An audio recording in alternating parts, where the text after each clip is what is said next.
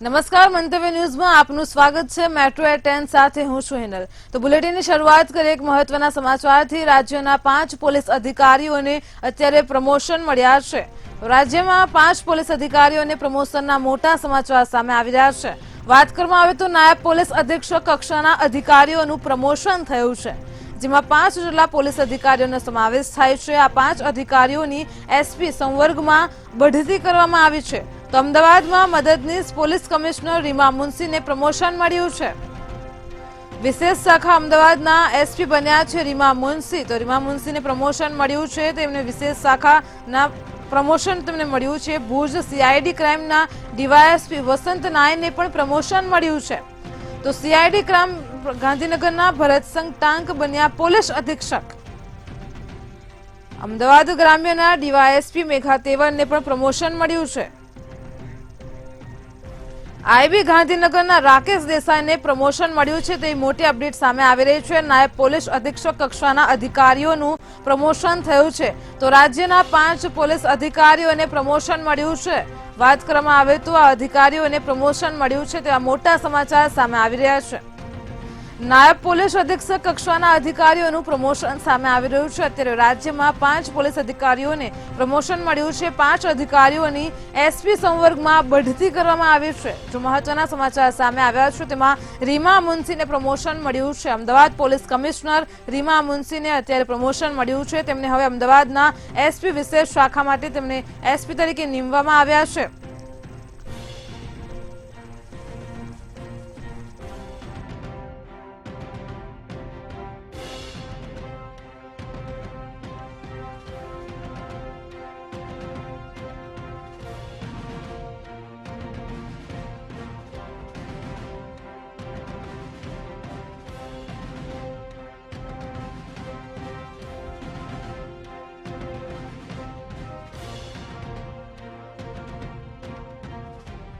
આજ મુદ્દે અમારી સાથે સંવાદદાતા ઉજ્જવલ વ્યાસ જોડાઈ ગયા છે। તો ઉજ્જવલ, જે રીતે રાજ્યના 5 પોલીસ અધિકારીઓને પ્રમોશન મળ્યું છે, શું કહેશો? રાજ્યના ગૃહ વિભાગના હાલ 5 અધિકારીઓને પ્રમોશન આપવામાં આવે છે। એડહોક ધોરણે જે નિમણૂક આપવામાં આવી તેવા 5 ડીવાયએસપી કક્ષાના અધિકારીઓને એસપી ના પ્રમોશન આપવામાં આવે છે। ખાસ કરીને જોવા જઈએ તો અમદાવાદ વિશેષ શાખામાં ડીવાયએસપી તરીકે ફરજ બજાવતા રીમા મુનસીને પણ પ્રમોશન આપવામાં આવ્યું છે। તો બીજી તરફ ગાંધીનગર સીઆઈડી ક્રાઇમ અને ભુજ સીઆઈડી ક્રાઇમના 2 ડીવાયએસપીને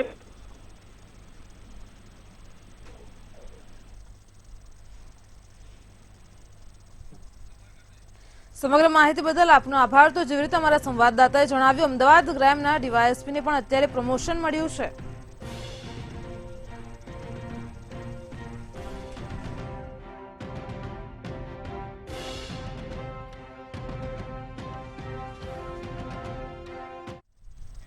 તો મેટ્રો એટ 10 માં રાજકોટથી એક મહત્વના સમાચાર સામે આવી રહ્યા છે। રાજકોટમાં કૌભાંડનો મામલો સામે આવ્યો છે। વાત કરવામાં આવે તો અદિતિ કોઓપરેટિવ ક્રેડિટ સોસાયટી કૌભાંડ મામલો ફરી એકવાર ચર્ચામાં આવ્યો છે, જેમાં ક્રેડિટ સોસાયટીના સંચાલકો વિરુદ્ધ પોલીસ ફરિયાદ નોંધાઈ છે। અહીં 14 શખ્સો વિરુદ્ધ પોલીસ ફરિયાદ નોંધાઈ છે। ગાંધીગ્રામ પોલીસ સ્ટેશનમાં ફરિયાદ નોંધવામાં આવી છે। તો પ્રમુખ જગદીશસિંહ જાડેજા, પૂર્વ મંત્રી ઉપેન્દ્રસિંહ જાડેજા સામે પણ પોલીસ ફરિયાદ નોંધાઈ છે।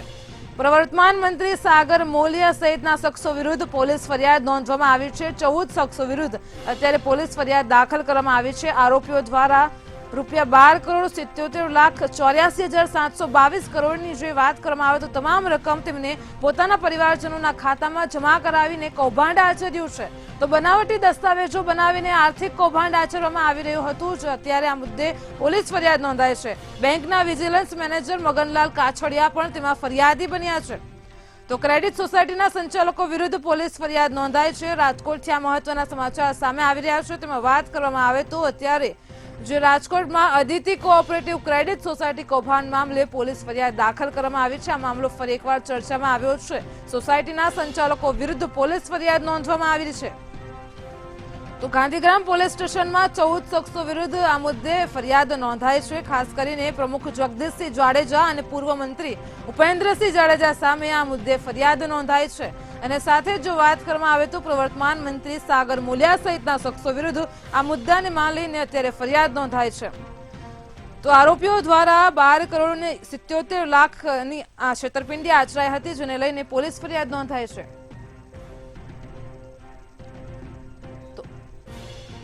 આજ મુદ્દે અમારી સાથે સંવાદદાતા ધ્રુવ કુંડેલ જોડાઈ ગયા છે. ધ્રુવ, જે રીતે રાજકોટમાં આ કૌભાંડનો મામલો ફરી એકવાર ચર્ચામાં આવ્યો છે, શું છે સમગ્ર વિગત? ચોક્કસથી વાત કરીએ તો અદિતિ કોઓપરેટિવ ક્રેડિટ સોસાયટી લિમિટેડના સંચાલકો વિરુદ્ધ ફરિયાદ છે તો નોંધાણી છે, અને આ ફરિયાદ છે તે ડિસ્ટ્રિક્ટ કોઓપરેટિવ બેંકના વિજિલન્સ મેનેજર મગનલાલ કાછડિયા તરફથી ફરિયાદ છે તે નોંધવામાં આવી છે. મહત્વની બાબત એ છે કે ગાંધીગ્રામ પોલીસ સ્ટેશનમાં આ ફરિયાદ નોંધાણી છે અને 14 શખ્સો વિરુદ્ધ આ ફરિયાદ નોંધાણી છે. કહી શકાય કે 12 કરોડથી પણ વધુ રકમની છેતરપિંડી થઈ હોવાનું એક આક્ષેપ સાથે આ ફરિયાદ નોંધાણી છે. ખાસ તો આ જે રકમ છે તે ખૂબ જ મોટી છે. આરોપીઓ દ્વારા 12 કરોડથી વધુની રકમ પોતાના સગા અને પરિવારજનોના ખાતામાં જમા કરી ગુનો નોંધવામાં આવ્યો છે, તેમજ બનાવટી દસ્તાવેજો બનાવી આર્થિક કૌભાંડ આચરતા કહી શકાય કે આજે જે કોઓપરેટિવ સોસાયટીના જે સભાસદો છે તેઓને ક્યાંક તેમના આંખમાં ધૂળ ઝોકીને આ જે સમગ્ર કૌભાંડ જે આચરવામાં આવ્યું છે, ત્યારે હાલ ના વિરુદ્ધ છે તે ફરિયાદ નોંધાણી છે.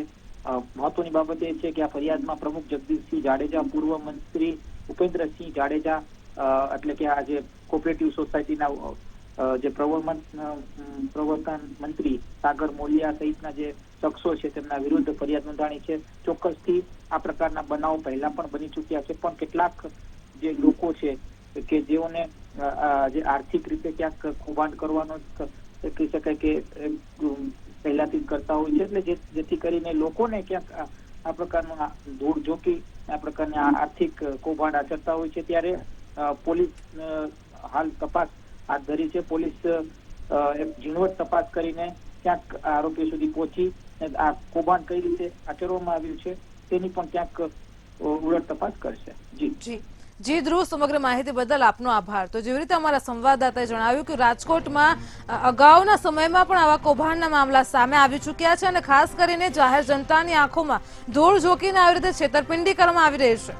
તો આજે ફરી એકવાર આ કોઓપરેટિવ બેંકનો જે ખાસ કરીને કૌભાંડનો મામલો સામે આવ્યો તેને લઈને પોલીસ ફરિયાદ નોંધાઈ છે.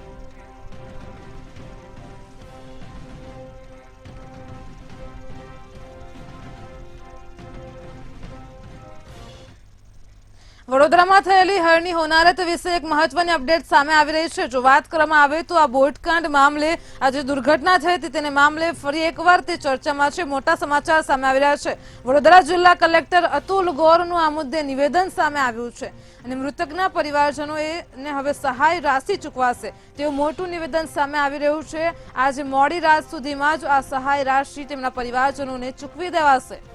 તો વડોદરાથી મોટી અપડેટ સામે આવી રહી છે. પીએમ અને સીએમ રાહત ફંડમાંથી પણ તેમને સહાય ચૂકવવામાં આવશે, અને સાથે જ આ રાશિ સહાય પણ તેમને ચૂકવાશે. તો મૃતકના પરિવારજનોના ખાતામાં આ સહાય જમા કરાશે તેવા મોટા સમાચાર સામે આવી રહ્યા છે.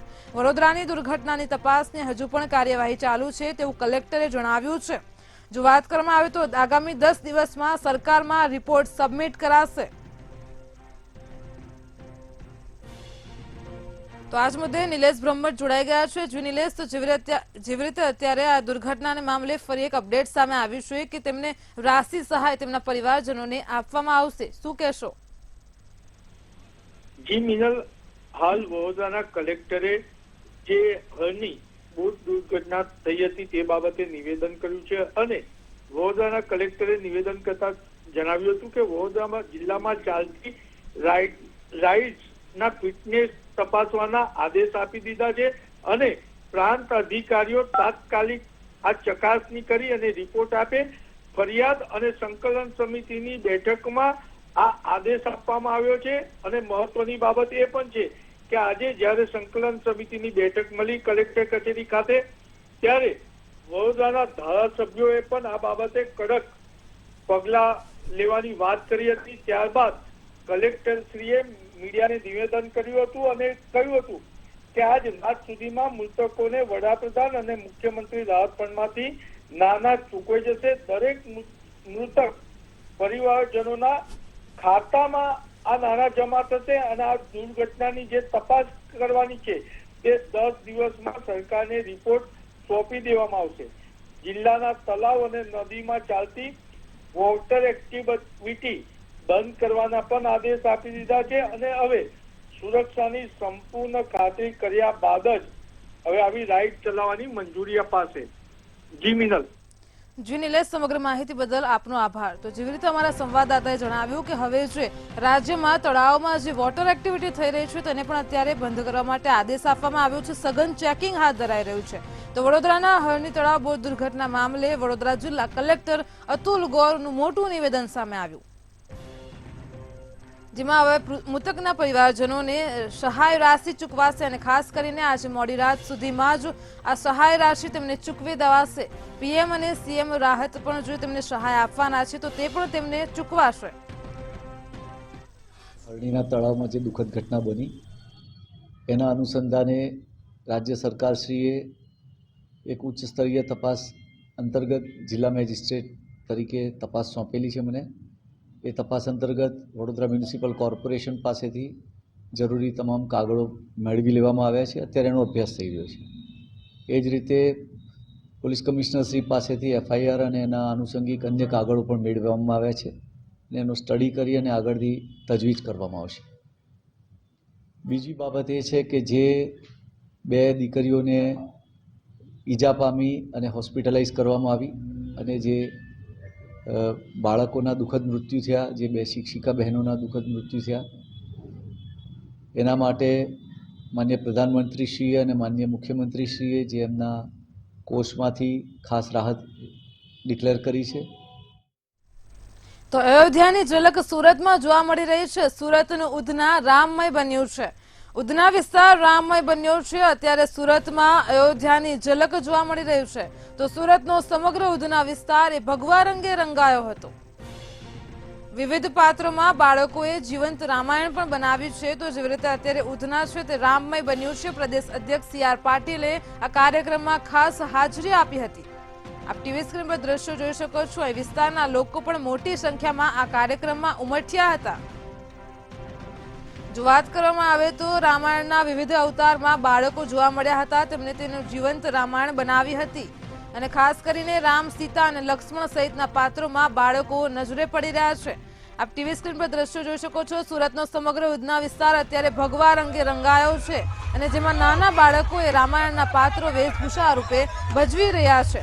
તો વિવિધ પાત્રોમાં બાળકોએ જીવંત રામાયણ બનાવ્યું છે.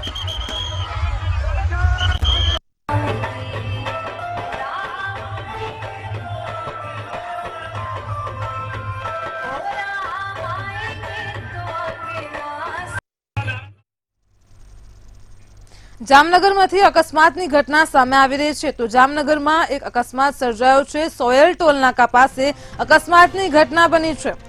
જો વાત કરવામાં આવે તો કાર ચાલકે સ્ટીયરિંગ પરથી કાબુ ગુમાવતા અકસ્માત સર્જાયો હોવાનું સામે આવી રહ્યું છે.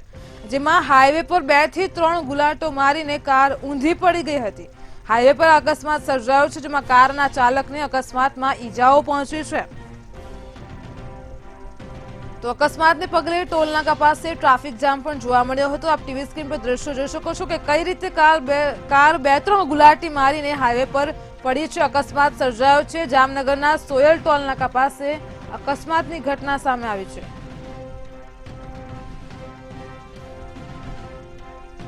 હાઈવે પર 2 થી 3 ગુલાટી મારીને કાર ઊંધી પડી ગઈ છે. અકસ્માતને પગલે ત્યાં ટ્રાફિક જામ પણ સર્જાયો હતો. કાર ચાલકને અકસ્માતમાં ઈજાઓ પહોંચી છે.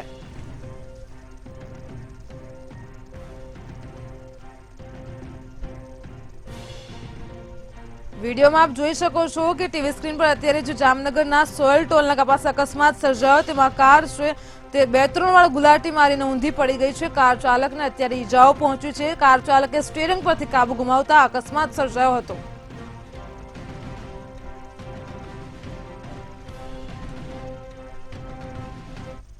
હવે નિહાળીએ આપણે રામ મંદિર વિશે કે જેમાં અયોધ્યામાં 12 જાન્યુઆરીના રોજ રામ મંદિરના પ્રાણ પ્રતિષ્ઠાને લઈને ભારતીય જનતા પાર્ટી દ્વારા અમદાવાદમાં આવેલી વિધાનસભા બેઠકોમાં રામ ભક્ત રિક્ષા ચાલકોને ઝંડાનું વિતરણ કરવામાં આવ્યું હતું. ત્યારે શહેર પ્રમુખ અને એલિસ બ્રિજના ધારાસભ્ય અમિત શાહ દ્વારા પોતાના મત વિસ્તારમાં રામ મંદિરના સ્લોગનવાળા ઝંડાનું વાંસણા 4 રસ્તા ખાતે ખાસ કરીને અંજલી 4 રસ્તા પાસે રિક્ષા ચાલકોને ઝંડાનું વિતરણ કરાયું હતું. તો અમદાવાદ મહાનગરમાં જુદા જુદા વિસ્તારોમાં રિક્ષા ચાલકોને 50 જેટલા ઝંડાનું વિતરણ કરવામાં આવ્યું હતું. રામજી મંદિરમાં LED લગાવીને કાર્યક્રમનું લાઈવ પ્રસારણ કરવામાં આવશે. શહેરમાં 50,000થી વધુ ઝંડા આખા મહાનગરમાં આપી આજ સવારે 10 વાગ્યાથી રિક્ષાઓ પર લગાવવાનું, જુદા જુદા વિસ્તારમાં રિક્ષાઓ પર લગાવવાનું અભિયાન ચાલુ કર્યું છે. રામ ભક્ત રિક્ષાવાળા જે કહે એને અમે ફ્રીમાં રામજીનો ધ્વજા અમે લગાવી આપીએ છીએ અને આખા મહાનગરમાં 16 વિધાનસભામાં જુદી જુદા સમયે જુદા લોકોએ 22મી તારીખ સવાર સુધી આ અભિયાન ચાલશે. અમદાવાદમાં અયોધ્યા જવાની માંગ ખૂબ વધી ગઈ છે, જેમાં ટ્રેનોમાં વધુ ડિમાન્ડને પગલે રિઝર્વેશન મળવું ખૂબ જ મુશ્કેલ બન્યું છે. ત્યારે 21 કલાકની મુસાફરી ખાનગી બસોમાં કરીને પણ લોકો અયોધ્યા જવા આતુર બન્યા છે, જેને લઈને 200થી વધુ ખાનગી ટ્રાવેલ્સ એજન્સીઓમાં અયોધ્યા બુકિંગનું પ્રમાણ 10% કરતાં પણ વધારે જોવા મળે છે. ત્યારે ટ્રાવેલ્સ એજન્સીના સંચાલકો ખાનગી બસોના ભાડા વધવાની શક્યતાઓ વ્યક્ત કરી રહ્યા છે. વર્ષ બાદ અયોધ્યામાં શ્રી રામનું મંદિર બનવાની જે વર્ષો માંગણી હતી તે પૂર્ણ થઈ છે અને હવે સોમવારે રામલલ્લા અયોધ્યામાં એ જ જગ્યાએ ફરી બિરાજમાન થવાના છે. એ મંદિરની ભવ્ય પ્રાણ પ્રતિષ્ઠાને નજરે નિહાળવા માટે દેશભરમાંથી લોકો અયોધ્યા પહોંચવા માટે ગણી રહ્યા છે. રેલવે બસનું બુકિંગ ફૂલ થયા બાદ હવે લોકો 31 કલાકની મુસાફરી બસમાં કરીને પણ લોકો અયોધ્યા પહોંચવા માટે તડપાપડ છે અને તેથી જ ખાનગી ટ્રાવેલ્સોમાં પણ બુકિંગ ફૂલ થઈ રહ્યા છે અને ખૂબ જ ડિમાન્ડ છે. તેને લઈને આપણી પાસે ખાનગી ટ્રાવેલ્સ કંપનીના માલિક સાથે આપણે વાતચીત કરીશું કે કેવો ઘસારો છે. આપનું નામ જણાવો અને અયોધ્યા જવા માટે લોકોનો કયો ક્રેઝ છે, કેટલું બુકિંગ થઈ રહ્યું છે? દિનેશ મોદી, શ્રીનાથ ટ્રાવેલ્સમાંથી. અમદાવાદમાં સારો એવો ફ્લો રહ્યો છે અયોધ્યા જવા માટે, જો કે પહેલાં આટલો બધો ફ્લો નહોતો, પણ જે આ 22 જાન્યુઆરીના જો ફંક્શનની આયોજન થયું છે એના લઈને કાફી સારો 8થી 10% અયોધ્યાનો ફ્લો વધ્યો છે ઓલ ઓવર અમદાવાદમાંથી. બાકી પહેલાંના સમયમાં અયોધ્યાની આટલી ઇન્ક્વાયરી નથી. અત્યારે બીજી બધી બુકિંગોનો ફ્લો થોડો નીચો આવ્યો છે, આનો ફ્લો સારો એવો વધ્યો છે અને લોકો પાસે ઉત્સાહ પણ છે કે અમારે અયોધ્યા આવા ફંક્શનમાં સામેલ થવું છે. અને એના સિવાય અયોધ્યા પ્રત્યે લોકોની શ્રદ્ધા અને આસ્થાનું જે કેન્દ્ર બન્યું છે એ પ્રમાણે લોકો ત્યાં જવા માટે આતુર થઈ રહ્યા છે. ડિમાન્ડ વધી છે તો શું ટિકિટોનો ભાવ પણ થોડો વધ્યા છે? ફિલહાલ તો નોર્મલ રેટ જ રાખ્યો છે, પણ જેમ જેમ ફ્લો વધશે ને જો એમાં કોઈ કંપની દ્વારા સુધારો કરવામાં આવશે તે વસ્તુ જુદી છે. અત્યારે તો જે નોર્મલ રેટ છે એ પ્રમાણે જ અમે બુકિંગ લઈએ છીએ. અત્યારે કેટલી ટિકિટ છે? અત્યારે 2200 થી 2500 ની વચ્ચે પ્રત્યેક પર પર્સનની રેટ રાખેલી છે. હા, વન સાઈડ. ઓકે. અને અયોધ્યા માટે ક્યારથી ઉપડશે તમારી ગાડીઓ? બપોરે છે, સાંજે છે અને રાત્રે ત્રણે ટાઈમે છે. જે નોર્મલી 30 થી 32 કલાકની જર્ની લે છે. એમાં 3 થી 4 સ્ટોપેજ આવે છે વચ્ચે અને ઓલમોસ્ટ 30-32 કલાકમાં અયોધ્યા પહોંચીએ છીએ. અને અત્યારે કઈ તારીખ સુધીનું બુકિંગ થયેલું? અત્યારે તો 22 તારીખ પહેલા સુધીનું બુકિંગ ઓલમોસ્ટ 70% પેક છે. બરોબર. અને દરેક અમદાવાદની દરેક હા, દરેક જગ્યાએથી બુકિંગ છે. ધારો કે શાહીબાગ છે, ઓલ ઓવર અમદાવાદમાં જેટલા પણ આના સેન્ટરો છે ત્યાંથી બધે બુકિંગો સારી એવી છે. તો કુલ મિલાવીને અયોધ્યા જવા માટે લોકો ખૂબ જ ઉત્સાહિત છે અને દરેક વ્યક્તિ આ ભવ્ય ક્ષણનું સાક્ષી બનવા માટે આતુર છે, જેને લઈને ટ્રાવેલ્સ કંપનીઓને પણ ઘી કેળા જોવા મળી રહ્યા છે. તો સાથે સાથે બુકિંગ પણ ફૂલ થઈ રહ્યું છે, જે બતાવે છે કે શ્રી રામના દર્શન માટે કેવો ગજબનો ઉત્સાહ છે. કેમેરામેન બિપિન અમીન સાથે સરફરાઝ નાગોરી, મંતવ્ય ન્યૂઝ, અમદાવાદ. રાજકોટના જસદણ તાલુકાના આટકોટમાં 22 જાન્યુઆરીના રોજ ભવ્ય આયોજન કરવામાં આવ્યું છે.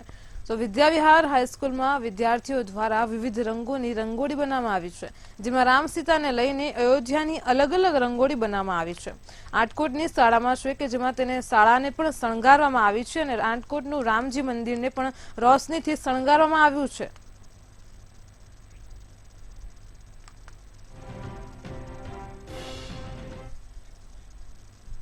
સુરત શહેરમાં અયોધ્યા જેવો માહોલ ઉભો થયો છે. તો અયોધ્યા પ્રાણ પ્રતિષ્ઠાના ઉત્સવને લઈને વિદ્યાર્થીઓ ભગવાનના રંગે રંગાયા હતા. શાળાના બાળકો દ્વારા ભગવાન રામની શોભાયાત્રા નીકળી હતી, જેમાં 1000થી વધુ વાલીઓ અને વિદ્યાર્થીઓની વિશાળ શોભાયાત્રામાં તેઓ જોડાયા હતા. આ શોભાયાત્રામાં ભગવાન શ્રી રામ લક્ષ્મણ જાનકીના જીવંત પાત્ર બનાવી અને આ પાત્ર થકી ફરી રામાયણને જીવંત બનાવી આ શોભાયાત્રામાં 22મી જાન્યુઆરીનો ઉત્સવ ઉજવવાનો સંદેશ પાઠવવામાં આવ્યો હતો.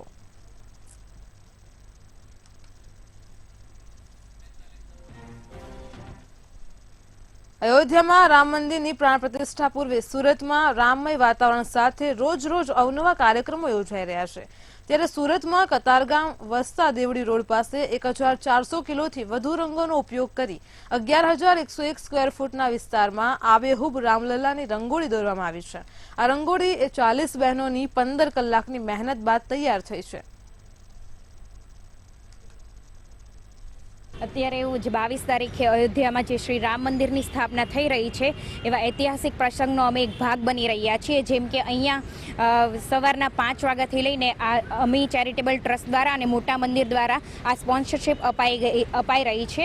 તો અમે અમારી ટીમ લીડર છે નૈના કાતરોડિયા, એમના હેઠળ અમે 40 જણા ખૂબ જ 5 વાગ્યાથી અહીંયા ખૂબ જ મહેનત કરી રહ્યા છીએ અને રામ ભગવાનને એક સમર્પિત એવી મોટી 11111 સ્ક્વેર ફૂટની રંગોળી તૈયાર કરી છે. જે અયોધ્યા મંદિરનું નિર્માણ થઈ રહ્યું છે એનો જે 22 તારીખે બહુ ઐતિહાસિક પ્રસંગ છે, એના માટે એક રંગોળીના સ્વરૂપમાં એ આખો એક 3D કોન્સેપ્ટ તૈયાર કરી રહ્યા છીએ. એ રંગોળીની સાઇઝ 11101 સ્ક્વેર ફૂટ છે. 40 જણાની ટીમ લઈ અને અમે વહેલી સવારે 5 વાગ્યાથી આ રંગોળી સ્ટાર્ટ કરી રહી છે. બ્રેક લીધા વિના કન્ટિન્યુ અહીંયા 40 લોકો અમે ટીમ વર્કમાં કામ કરી રહ્યા છીએ અને એક ભવ્ય રંગોળી બનાવી રહ્યા છીએ.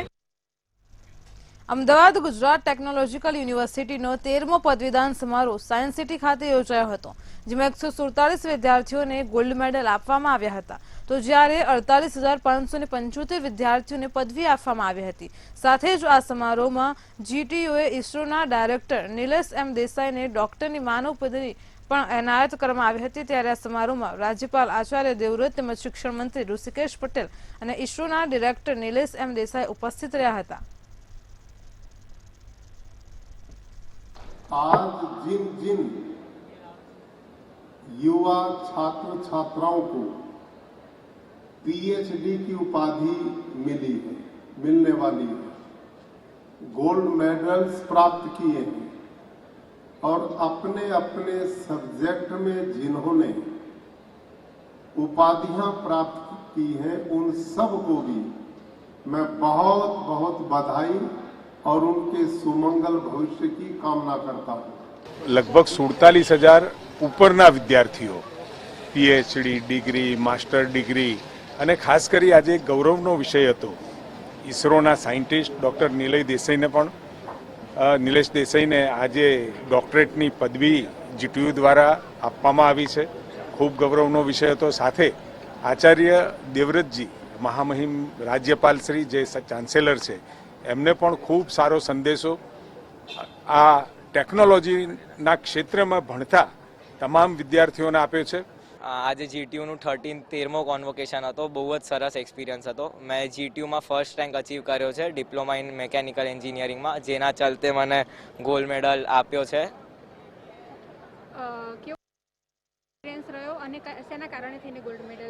એક્સપિરિયન્સ થ્રુઆઉટ ધ ડિપ્લોમા બહુ જ સરસ હતો. મારી મહેનત હતી, મારા એલજેના ફેકલ્ટીઝ, જીટીયુએ જે એજ્યુકેશન પ્રોવાઈડ કર્યું એ ક્વોલિટી બહુ સરસ હતું.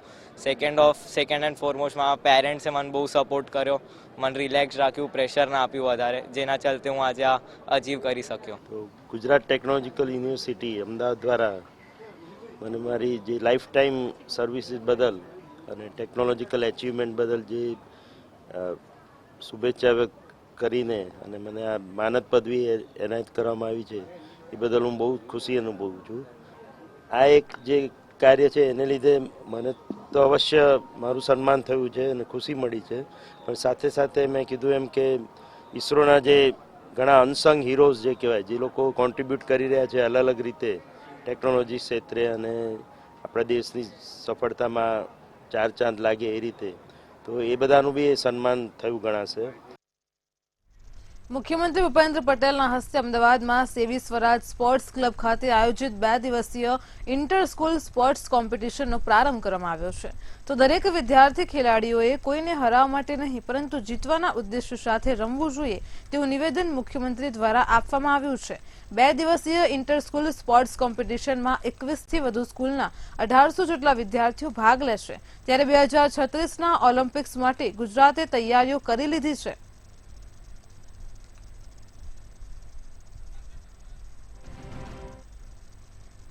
હરણી તળાવ બોટ દુર્ઘટના બાબતે વડોદરા મહાનગરપાલિકા કમિશનર દિલીપ રાણાએ પ્રથમ વખત નિવેદન આપ્યું છે. દુર્ઘટનાનો ભોગ બનનાર પરિવારને સાંત્વના પાઠવી અને ઘટનામાં કોની બેદરકારી છે તે શોધવા તપાસ કરવા કહ્યું છે. એટલે કલેક્ટર સાહેબ અને જિલ્લા મેજિસ્ટ્રેટ દ્વારા જે પણ માહિતી એ લોકો માંગે છે અમે એમને ફર્નિશ કરીએ છીએ તાકી એ કન્ક્લુઝન પર પહોંચી શકે કે કઈ રીતે એડમિનિસ્ટ્રેટિવ લેપ્સ હતી કે પછી કોન્ટ્રાક્ટરની પ્રત્યે બહુ વધારે બેદરકારી હતી, અધિકારીની બેદરકારી હતી, ક્રિમિનલ ઓફેન્સ હતો કે કેમ, એ બધી ઇન્ક્વાયરી મેજિસ્ટ્રેટલ ઇન્ક્વાયરી કરવા માટે કલેક્ટર સાહેબને અમે ડે ટુ ડે એમની જે પણ માહિતી એમને જોઈએ અથવા દસ્તાવેજી પુરાવા જોઈએ એ કોર્પોરેશન સબમિટ કરી રહ્યું છે. અને જોડે જોડે આવું જે સુરસાગરમાં જે બોટિંગ અને ચાલતું હતું એ પણ બંધ કરવામાં આવ્યું છે. જોય ટ્રેન્સ અને એ પણ છે, એ પણ સિક્યુરિટીના કારણે અત્યારે હાલ પૂરતું અમે એમને બંધ કર્યું છે.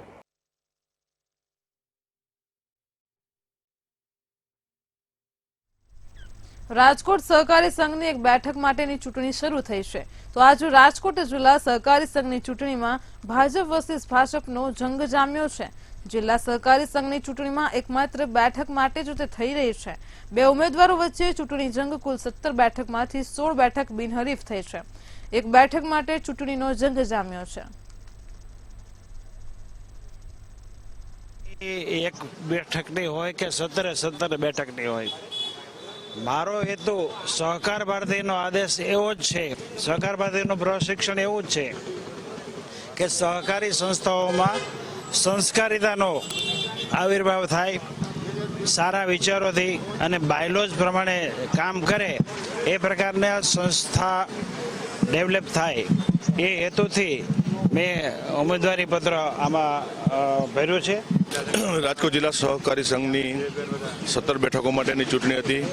સૌપ્રથમ તો આભાર વ્યક્ત કરીશ સહકારી ક્ષેત્રના આગેવાનો, મંડળીના પ્રમુખશ્રીઓ, વ્યવસ્થાપક કમિટીના સભ્યો અને સહકારી ક્ષેત્ર સાથે જોડાયેલા લોકોનો કે 17માંથી 16 બેઠક સહકારી ક્ષેત્રમાં ભારતીય જનતા પાર્ટી પેનલ આખી બિનહરીફ થઈ છે.